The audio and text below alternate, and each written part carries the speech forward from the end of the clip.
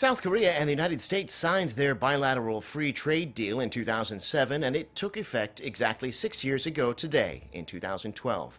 Trade between the two allies has increased steadily, with a surplus for Seoul. With the Trump administration seeking to make changes to the deal, our Kim Hye-sung takes a look at where the numbers are now. It's been exactly 6 years since the South Korea-U.S. free trade agreement entered into force on March 15, 2012. According to Seoul's trade ministry, bilateral trade has increased steadily, amounting to $119.3 billion in 2017, up nearly 9% on year.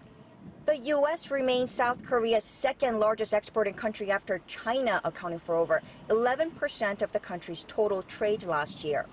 Exports to the U.S. amounted to $68.6 billion, led by petrochemical goods, computers, and steel pipes. But Korea's top three exporting goods like vehicles and wireless devices dropped compared to the previous year. Korea is the United States' sixth largest trading partner. Imports from the U.S. increased over 17% on year, amounting to $50.7 billion in 2017, led by goods like semiconductor manufacturing equipment, LPG, and meat.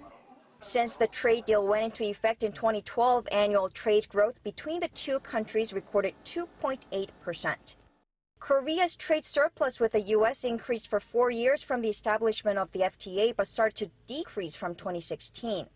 In 2017, trade surplus slumped by over 23% on year.